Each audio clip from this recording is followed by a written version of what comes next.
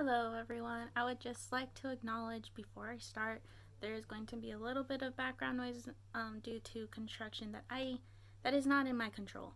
But I will try and edit it out as best as I can just so it's not too distracting. Just a warning before I start. To my professor and or TA who is watching this, welcome. I hope you enjoy. I'm very excited about what I'm going to be talking about today because today I will be talking about conspiracy theories. I will admit, personally, I am very intrigued by the idea of conspiracy theories, and I have played with the idea of their possibilities at times. However, as a psychology major, I know this can be very contradicting because though I'm amused of the argument of whether the earth is round, flat, or donut shaped, I understand that with every theory there is an explanation and or a reason behind it. I can also see that not all conspiracy theories are as lighthearted and playful as they seem. Conspiracy theories can have a real negative impact on society and do great harm, but I'm getting ahead of myself. Let's start with, what is a conspiracy theory? According to the handy dandy Merriam-Webster dictionary, a conspiracy theory is a theory that explains an event or set of circumstances as the result of a secret plot. There are different motives as to why people become invested in conspiracy theories. Sometimes there is a social motive, which is when someone is motivated by their social standing or sense of self. Actually, according to a study by the University of Minnesota, there is a link between system identity threat and one's conspiracy theory beliefs. What this means is someone's background or social standing can impact their beliefs and make them more compelled to certain conspiracy theories. Another motive is an epistemic motive, which is when someone is experiencing a chaotic or overwhelming event and is searching for a reason or understanding for this bad thing that is happening. And finally, an existential motive, which is when someone is seeking a sense of control when undergoing a lot of anxiety and change.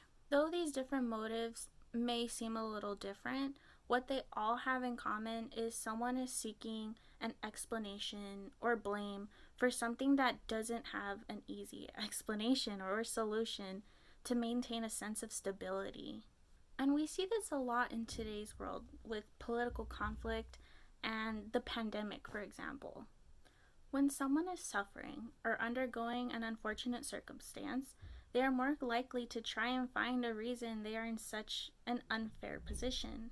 A common theory we hear today that has become a common household theory is that the idea that COVID 19 is a hoax. Yes, you heard me, a hoax. About 38% of Americans believe that the Johns Hopkins University death rate trackers saying that nearly 1.1 million people worldwide have died due to COVID 19 is inaccurate or an exaggeration. As you can see, this is pretty upsetting because there is obvious evidence showing that the pandemic is real and many people are suffering and dying due to COVID 19. And conspiracy theories like this one only degrades the pandemic's severity. Because people don't believe in the dangers of COVID 19, they don't take it as seriously as they should, which is why during the mandatory quarantine in the summer, you saw so many people throwing parties, going out without masks, not abiding to the social distancing guidelines provided by the CDC. This also became a popular form of rebellion and also an indicator of your political stance. If you don't wear a mask or abide to the social distancing guidelines, you are automatically assumed to be a conservative Republican. Because of this, abiding to the COVID 19 precautions became a symbol of what your beliefs were, which is why there is the argument that to make wearing a mask mandatory is oppressing people or taking away their rights. It also contributed to yet another conspiracy theory that masks don't actually work. Regardless of political beliefs, it's important to wear a mask, social distance, and self quarantine if you have to, because you're not only protecting yourself, you're protecting the people around you. These conspiracy theories regarding the coronavirus spread so much false information and chaos that led us to where we are today. It also contributes to a lot of mistrust that we have in our government and political leaders. Though I used COVID-19 as an example to show the damage conspiracy theories can do, this is not something that only just recently started occurring. Remember, people are more likely to be compelled to believe conspiracy theories when they're undergoing anxiety or an overwhelming event in their lives. For example, there are people who do not believe that the Sandy Hook school shooting was real at all. They believe that the shooting was a planned political scheme to change gun laws.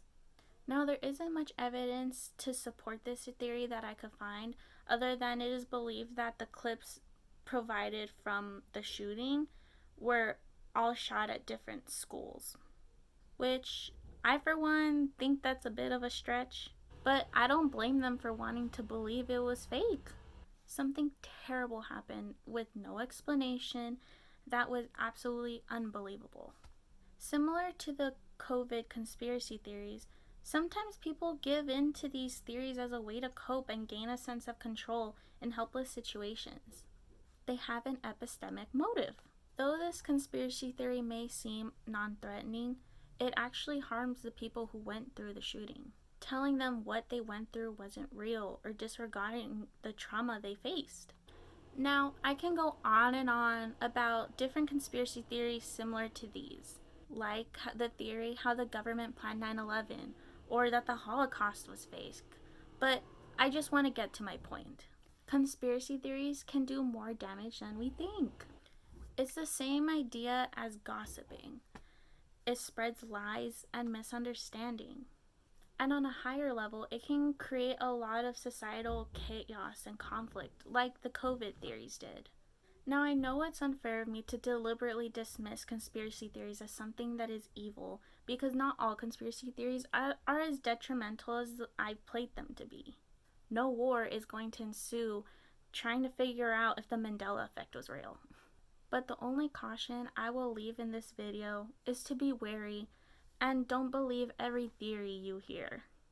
Thank you for watching, and a quick note of what I have learned as a psychology major that I think is associated with conspiracy theories. Always be curious and question everything.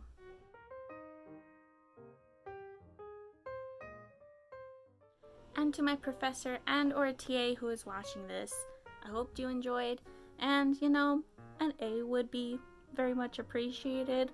I work pretty hard, but again, that is up to you. Bye, thank you.